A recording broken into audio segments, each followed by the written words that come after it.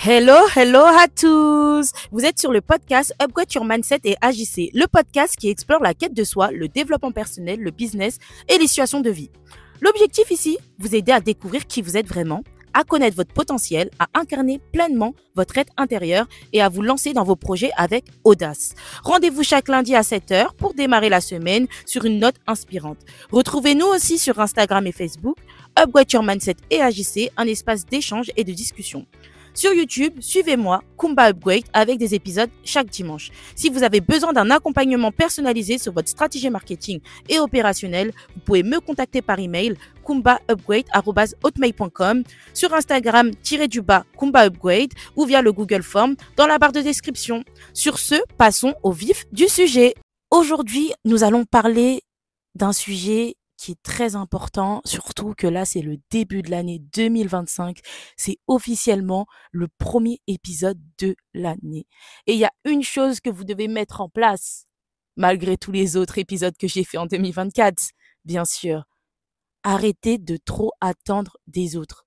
Je vous assure que quand on se met à attendre énormément des gens, que ça soit nos amis, notre famille, nos copains, nos maris, nos cousins, nos cousines, toutes les personnes qui sont autour de nous, vous allez finir en fait par être déçus. Tout simplement parce que on peut avoir une manière d'estimer une personne, de la porter dans notre cœur, mais cette personne que nous avons en face de nous, elle nous voit d'une manière différente. Totalement différente. Ça veut dire que tu te retrouves dans une situation inconfortable où tu te poses des questions, mais en fait, je suis hyper investie, j'attends énormément de cette personne, mais sans jamais que cette personne me rende l'appareil.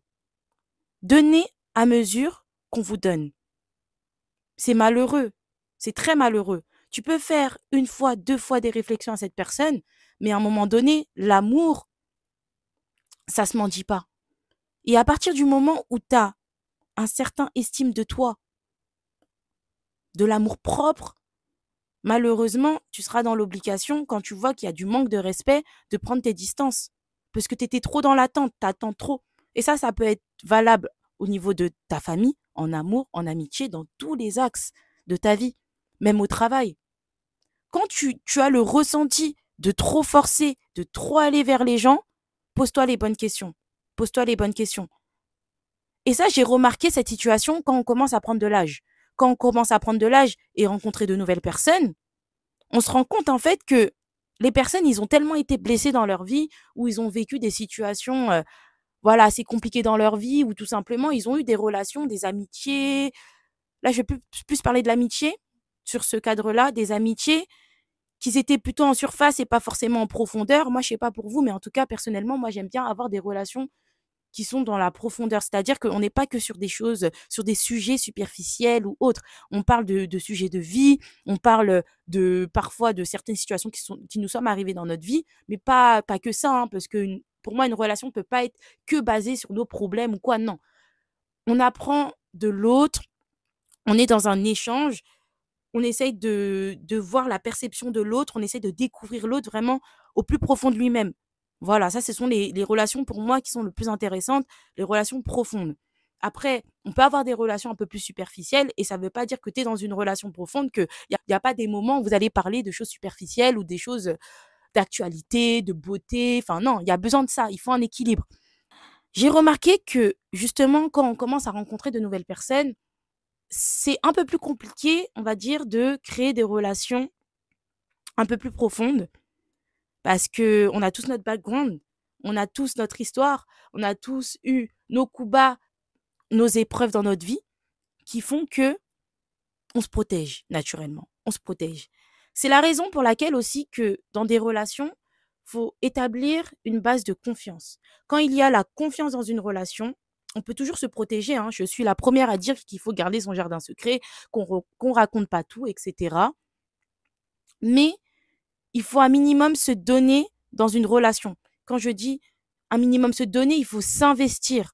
Il faut s'investir dans une relation. S'investir, ça ne veut pas dire raconter toute sa vie, raconter toutes les galères qu'on a eues dans notre vie, tous nos réussites, etc. On n'est pas obligé de raconter tout ça. Ça dépend de la personne qu'on a en face de nous. Mais quand tu vas réfléchir comme ça va te permettre aussi de te rendre compte que d'analyser la relation. Te dire que, ouais, là, je suis dans une relation où la personne, elle est un peu plus distante. Si cette personne, elle est un peu plus distante, il n'y a aucun souci dans ça. Parce que toi-même aussi, tu vas prendre aussi tes distances. Quand tu viens de rencontrer une personne, commence pas à directement dévoiler toute ta vie à la personne. Ne dévoile pas toute ta vie à la personne. Ne parle pas trop. Enfin, je sais pas comment expliquer. Ça peut paraître un peu pas naturel ce que je dis, mais pour moi, une personne, elle doit mériter cette ouverture. Tu peux pas t'ouvrir comme ça auprès de tout le monde, raconter.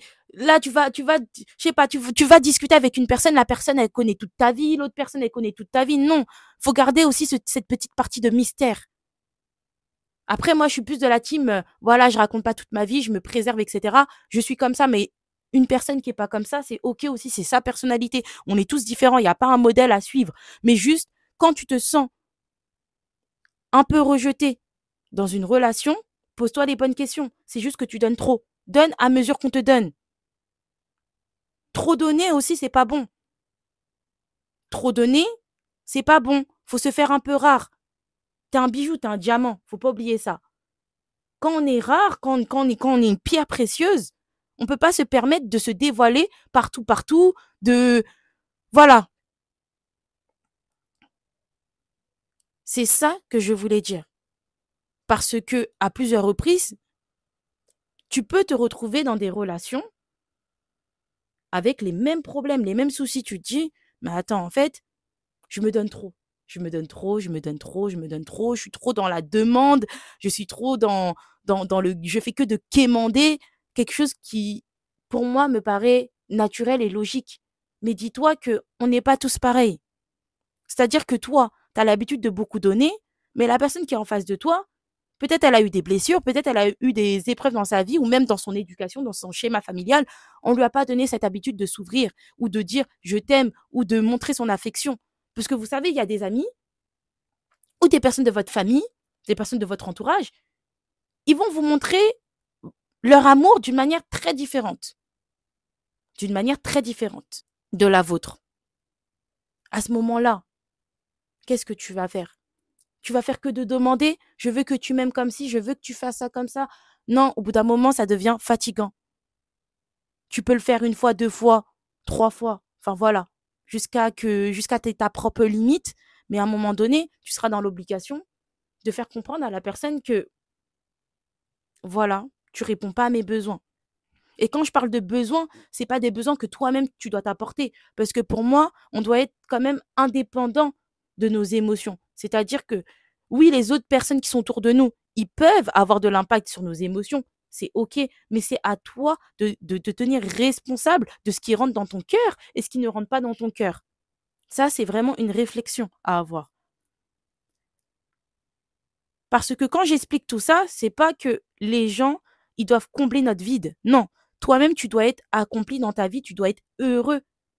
Le bonheur, tu dois pas le chercher à travers les autres. Tu dois déjà être complet avec tes failles, bien évidemment, parce qu'on a tous des failles. Et entre guillemets, c'est pas des failles, en fait, c'est juste, on est des êtres humains.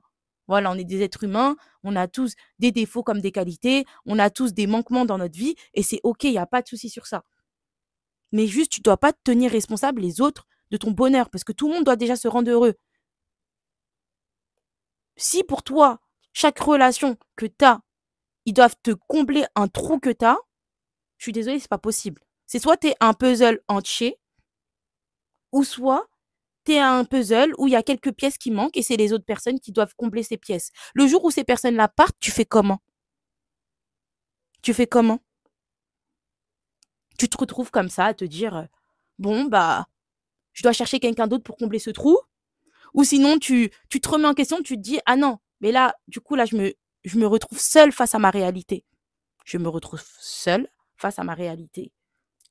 Ces trous-là, faut que je les comble moi-même. Je ne vais pas chercher quelqu'un, l'amour de quelqu'un, pour combler ce trou. OK? Mais dans cet épisode, ce que j'essaye de vous faire comprendre, c'est que quand on se retrouve dans ce genre de situation, c'est pas anodin. C'est la manière dont nous, C'est la manière dont nous, on voit l'amour, la manière dont on voit comment on est censé être traité. Et ça se quémande pas. Si la personne en face de vous, elle ne voit pas votre valeur, ça sert à rien. Car oui, vous avez de la valeur. Oui, vous méritez d'être aimé.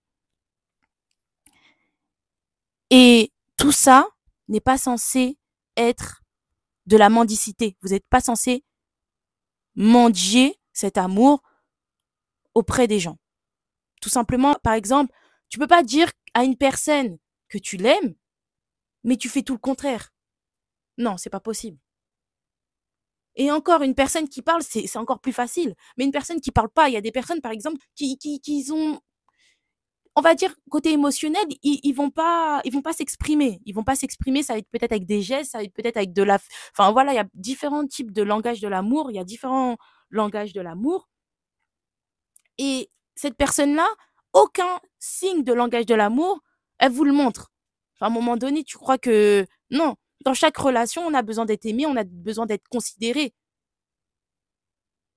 Et il faut pas confondre cette considération, cet amour, par un manque qu'on a nous-mêmes. Parce que ça, ce manque-là que tu recherches auprès des autres, il y aura aucune personne qui pourra combler ce manque-là. Parce que ce manque-là, c'est toi qui dois aller le chercher, c'est toi qui dois aller le combler. C'est pas les autres qui doivent combler cet amour. Non. Tu dois te rendre compte de ta valeur. Oui, tu as de la valeur comme tout le monde a de la valeur sur cette terre. C'est pour ça que dans les relations, vaut mieux avoir des critères. Il faut avoir des critères dans les relations qu'on mène dans notre vie. La suite dans le prochain épisode. Salut, bye la team. À lundi prochain. J'espère que cet épisode de podcast vous aura plu. Ciao.